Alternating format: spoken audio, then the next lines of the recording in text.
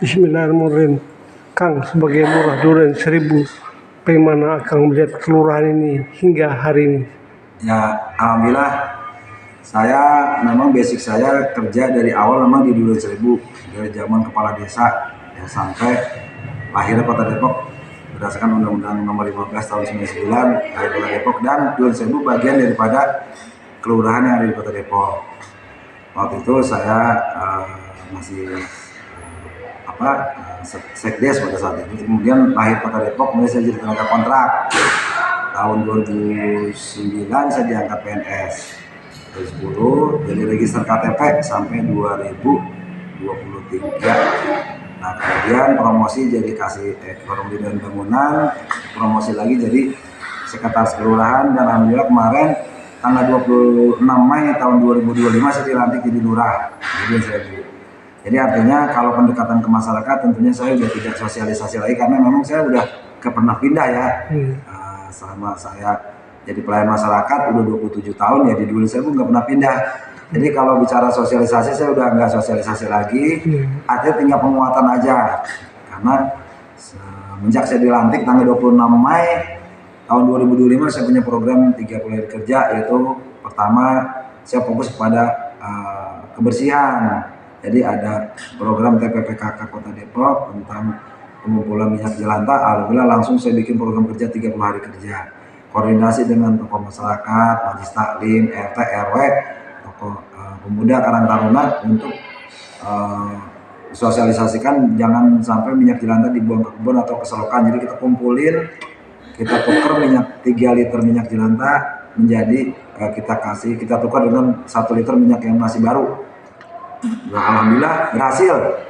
Duren 1000 ketika ada rekor muri ya di Kota Depok yang diberikan kepada pemerintah Kota Depok melalui TPPKK Kota Depok, itu Duren 1000 merupakan salah satu penyumbang terbesar minyak jelantah atau pengumpul minyak jelantah terbanyak se-Kota Depok. Kita menjadi juara 1. Nah, kemudian bicara 100 hari kerja saya, yaitu menjadikan kelurahan Duren 1000 menjadi kelurahan terbersih se-Kota Depok. Upaya-upaya yang kita lakukan yaitu kita mengumpulkan RT RW, tokoh masyarakat, kita sosialisasikan program 100 hari kerja saya, dan kemudian di tiap RT itu ada jadwal kebersihan. Ada jadwal kebersihan di masing-masing RT ya, sesuai waktu yang di tiap RT itu sempatnya ya gitu. Artinya kalau ada yang kerja bakti hari Senin, ada yang hari Rabu, ada yang hari Jumat, hari Sabtu, dan hari Minggu. Nah, itu bergerak masif sehingga Duren 1000 itu berubah ya. Tadinya banyak sampah liar, kemudian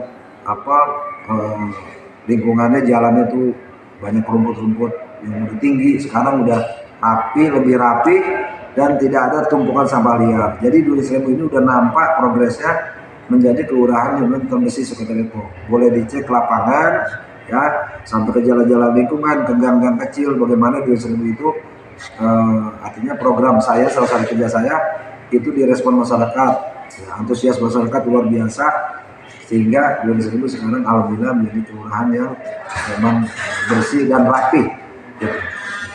Dalam hal konsep, apa konsep akan memajukan kelurahan ini Kang? Jadi konsep saya itu tadi saya pakai konsep agama ya. Jadi dalam agama itu pertama kebersihan dulu, toharoh artinya. Jadi kalau saya kebetulan saya Islam ya. Jadi pertama itu sebelum kita wudhu itu kita toharoh, bebersih dulu. Setelah bebersih kita baru bicara wudhu, dan ibadah apapun yang lain itu awalnya wudhu. Tapi wudhu itu tidak sah kalau tidak bersih. Nah, artinya dalam semenjak saya jadi lurah, saya punya konsep itu toharoh dulu, bersih dulu. Kalau lingkungannya udah bersih, rapi ya, baru kita bicara yang lain. Artinya kebersihan itu menjadi fokus utama saya, karena memang jangankan bicara tingkat kota ya, tingkat dunia pun memang masalah sampah ini menjadi masalah utama, masalah klasik yang belum bisa terpecahkan. Tapi alhamdulillah di Duren 1000 dengan kita sungguh-sungguh, kita kerjasama dengan masyarakat, kolaborasi, sinergi dengan pihak swasta, dengan komunitas-komunitas peduli lingkungan. Alhamdulillah saya mindset warga Duren 1000 itu yang tadinya kurang peduli akan kebersihan, sekarang alhamdulillah. Jadi PHBS-nya dari hari ke hari itu udah nampak gitu ya pola hidup bersih dan sehatnya ya. Kita sosialisasi terus sambil saya sendiri turun ke lapangan langsung. Jadi saya tuh kalau pulang kerja ada waktu kita mungutin sampah, ada sampah saya pungutin gitu. Atau mau berangkat kerja dan kadang-kadang kita turun ke tempat orang yang lagi kerja bakti, kita support langsung. Jadi mereka merasa ditemani gitu sama kita. Dan kita selain kita kegiatan kerja bakti, kita mendata tiap RT orang-orang yang rawan sosial, orang sakit, terus kemudian orang-orang yang butuh perhatian khusus, itu kita datengin. Kita ya kalau ada rezeki sambil kita buat sembako, ya kita kasih uang ala kadarnya. Ya paling tidak mereka itu merasa diakui lah sebagai warga, merasa terangkat lah semangatnya karena mereka disentuh dan didengar suaranya oleh kita, gitu Pak. Bagaimana Kang setelah Kang memimpin Kelurahan Duren Seribu ini, bagaimana Kang? Alhamdulillah progresnya semenjak saya dilantik tanggal 26, artinya hari ini saya full 100 hari udah ada 2 prestasi. Pertama kita juara pengumpul minyak jelantah sekota Depok ya pada saat rekor muri pada tanggal berapa saya lupa tuh, pokoknya di bulan Mei waktu itu. Kemudian kemarin hari Sabtu saya dapat penghargaan pengelola sampah skala kawasan juara 3 sekota Depok. Artinya dalam waktu 100 hari ini kita udah ada dua perlombaan yang kita ikuti dan kita dapat juara 1 dan juara 3. Dan yang lebih bersejarah lagi sebetulnya tentang realisasi pembayaran PBB.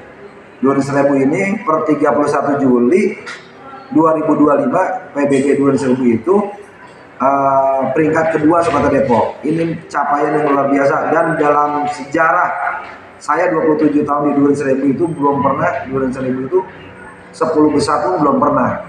Tapi dengan karena kita sosialisasikan terus di dalam kegiatan masyarakat, di kegiatan formal maupun informal, kita sampaikan tentang program diskon yang diberikan oleh pemerintah Kota Depok tentang pembayaran PBB, penghapusan denda dan penghapusan pokok ya, sebagian dari PBB kita sampaikan. Dan yang lebih menyentuh masyarakat untuk mereka tuh mau bayar PBB itu, kita sampaikan manfaat daripada pembayaran PBB, bahwa PBB itu primadonanya APBD Kota Depok.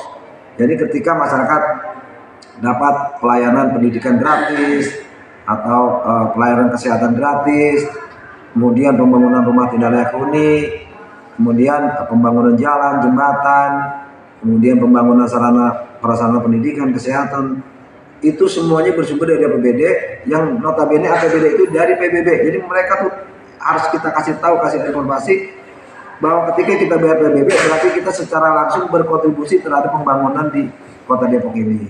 Mereka jadi tergugah.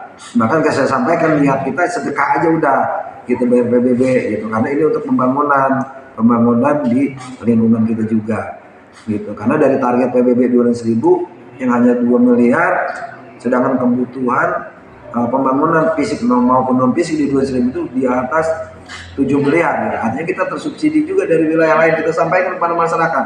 Artinya kalaupun 100% kita bayar PBB tetap kita tersubsidi. Artinya makanya kita harus malu sebagai masyarakat 200.000 dalam pembangunan di 200.000 itu fisik maupun non fisik itu tersubsidi dari PBB dan pakaian. Makanya kita harus giat membayar PBB gitu. Alhamdulillah itu progresnya luar biasa. Pesan-pesan Kang kepada warga Duren Seribu? Pesannya ya tetap semangat, tetap kita berkolaborasi, bekerja sama. Tidak ada hal yang bisa kita wujudkan kalau kita tidak bekerja sama atau kita tidak sama-sama bekerja. Jadi konsepnya ke depan supaya cita-cita kita terwujud, ya apa yang kita cita-citakan, kita harus bekerja bersama-sama. Ya, kita harus benar-benar fokus kepada tujuan kita, bagaimana masyarakat ini mendapat pelayanan terbaik. Ya artinya menjadi masyarakat yang sejahtera, diperlakukan adil, tidak diskriminasi, mendapat pelayanan prima, artinya mendapat pelayanan kesehatan yang sesuai standar, Itu harapan masyarakat. Mudah-mudahan dengan kerja sama-sama semua ini akan terwujud.